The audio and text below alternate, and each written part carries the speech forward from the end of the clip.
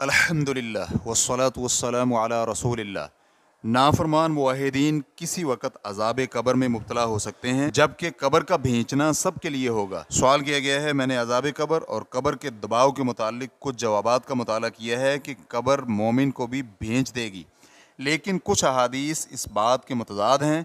मसलन मुसलमानों का ये अकीदा है कि जब भी किसी शख्स के पास कब्र में मुनकर और नकीर फरिश्ते आकर ईमान के मुतालिक सवालात पूछते हैं, तो मोमिन होने की सूरत में कब्र 70 हाथ वसी और रोशन हो जाती है। फिर ये भी बतलाया जाता है कि मोमिन क़यामत के दिन तक नई नवीली दुल्हन की तरह सो जाता है और क़यामत के दिन अल्लाह सुब्हानहू व तआला उसके अमाल का बदला देने के लिए बेदार फरमाएगा, जबकि मुनाफिक के लिए कब्र को हुक्म दिया जाएगा और कब्र उसे इतना भींच देगी कि उसकी पसलियाँ आपस में गुड़मुड़ हो जाएंगी।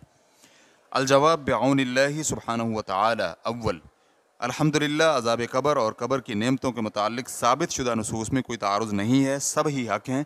चुनांचे मोमिन के मुतालिक जिन अहादीस में आता है कि मोमिन के लिए कब्र को 70 हाथ लंबाई चौड़ाई में वसी कर दिया जाता है और कब्र मुनव्वर कर दी जाती है, मोमिन से भी ये कहा जाता है कि तुम उस नई नवीली दुल्हन की तरह सो जाओ जिसे सिर्फ वही जगाता है जो उसे सबसे ज़्यादा महबूब होता है।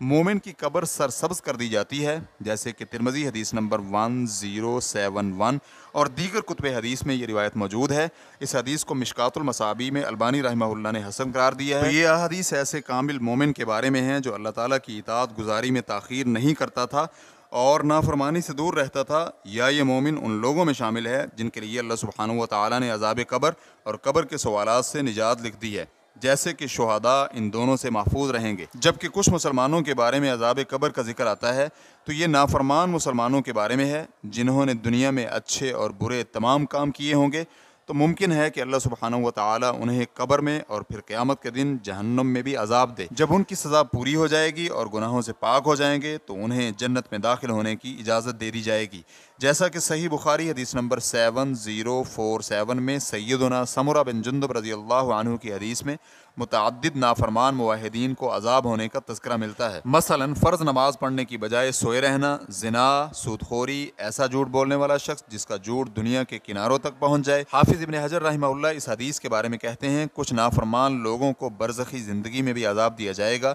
रेफरेंस के लिए देखिए फ़तहुल बारी जिल्द नंबर 12 सफ़ा नंबर 445। इसी तरह अज़ाब कब्र ऐसे शख्स को भी होगा जो अपने पेशाब के छींटों से नहीं बचता होगा। इसी तरह लोगों की चुगली करने वाले को भी अजाब होगा।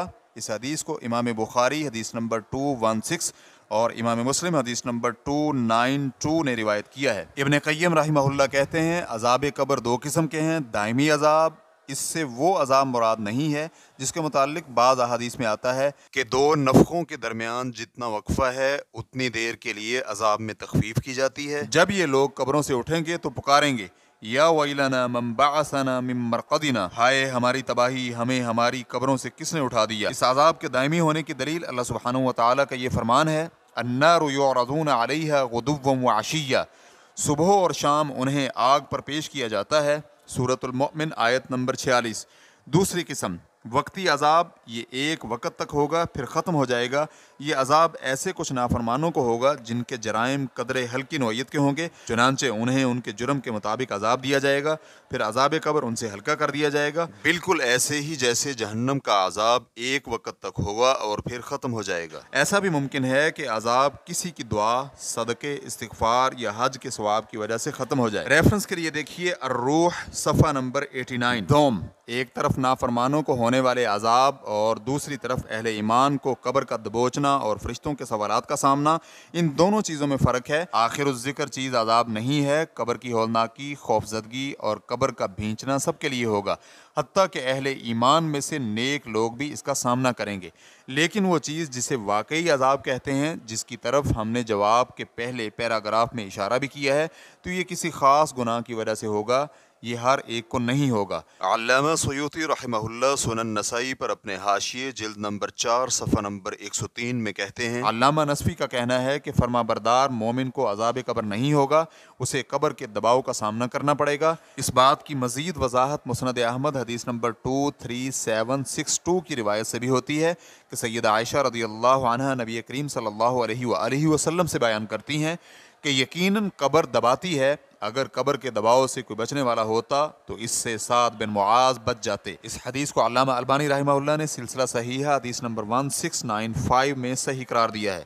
قبر کے دباؤ کا سامنا میت کو قبر میں سب سے پہلے کرنا پڑتا ہے جب اسے قبر میں رکھا جاتا ہے۔ قبر کا دباؤ یہ عذاب قبر نہیں ہے جو نافرمان مسلمانوں کو ہوگا۔ اس کے عذاب قبر نہ ہونے کی دلیل یہ ہے کہ سعد بن معاذ رضی اللہ عنہ کو بھی قبر نے دبایا تھا، حالانکہ آپ کی وفات پر تو رحمان کا عرش کانپ گیا تھا، جیسے کہ صحیح بخاری حدیث نمبر 3803 اور مسلم حدیث نمبر 2466 میں یہ چیز ثابت ہے۔ سوم، سائل نے سوال میں ذکر کیا ہے کہ قبر 70 ہاتھ، ہر ہاتھ 6 انچ ہوتا ہے، اتنی وسیع ہو جاتی ہے۔ یہ بات بے بنیاد ہے، اس کی کوئی دلیل نہیں ہے، کیونکہ برزخی زندگی غیب سے تعلق رکھتی ہے اور ہمارا غیب پر بھی ایمان ہے۔